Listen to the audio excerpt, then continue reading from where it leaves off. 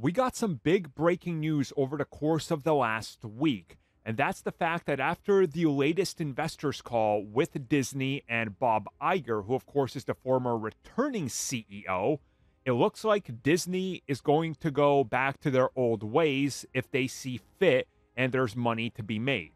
This means selling properties and things to rival outlets to make some money. So what we're going to talk about in this video is going to be the cruelty that is capitalism, and some of you are going to get upset because you're going to say, keep that out of here, we just want to talk about entertainment.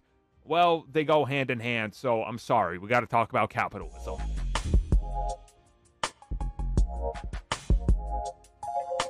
Okay, so to make the short of it, what exactly is happening? Well, no streaming service is making profits or money. That's the short of it.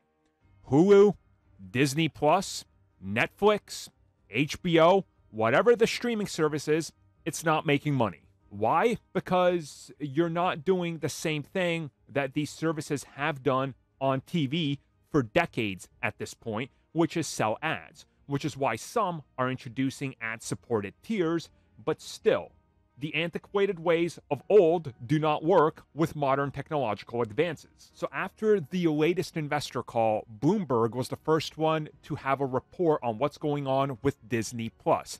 Specifically, that Disney Plus subscriber rate continues to exceed expectations. Now remember, originally forecasts were saying by 2025, 2 years from now, Disney would maybe pass 100 million. They blew past 100 million in a year, which again made investors happy. But capitalism is the name of the game. It doesn't matter how good you're doing this quarter or this year, next year you gotta do even better. So if you don't do better, despite them and many other streaming services being ahead of projections, they say you're doing bad because you didn't meet the growth that we saw previously. So when Disney Plus saw a growth that literally was over 100%, over 400% as a matter of fact in its first year than expected, they came back the next year and said, why did you only grow 300?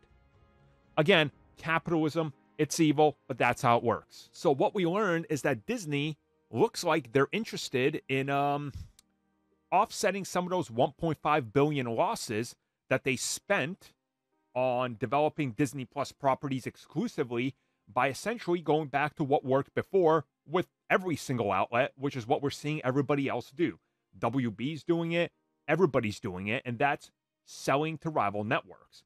For example, remember when Disney first decided to reveal Disney Plus and said, hey, that $50 million that Netflix gives us for every MCU film that they were going to give us for Captain Marvel, we're not taking it because we're going to put it on Disney Plus.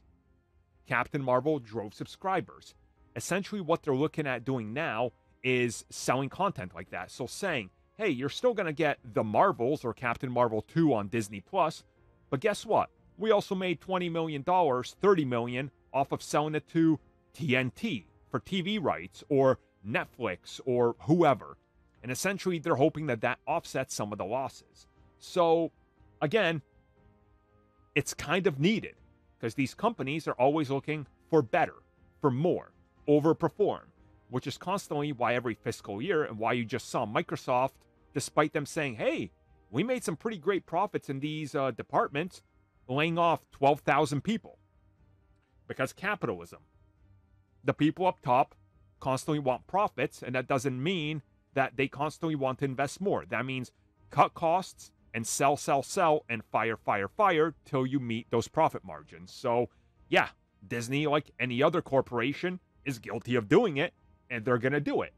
And I'm not going to sit here and defend them going, oh, Disney needs to do it. They all do it, and they all need to do it because they're run by, say it with me, evil capitalists. Congrats. Today's word of the day is capitalism and why it's evil. And why it's going to continue to be the thing that we talk about in the future. So what could this result in? Well, here's an example. Marvel goes, oh man, we're really, we got nothing we can do with Iron Fist. What are we going to do? Suddenly, maybe, I don't know, Amazon comes to them and goes, we got a good idea for Iron Fist. You guys want to do the same Netflix thing? Lend them out to us. We'll give you $10 million for Iron Fist. You give them to us for 5 years. Marvel Studios has no plans with Iron Fist. That's what happens with him. So, there you go. It's back to normal, back to business as it was in the early 2010s, because everybody realized streaming doesn't make you ad revenue. Who would have guessed? Who would have guessed? And guess what? Jacking up prices, and that doesn't get you constant revenue either, because people start canceling because you're delivering less content. Netflix. It's almost like there's a point I'm trying to make here that's going to go over some people's heads, but hey, what do I know?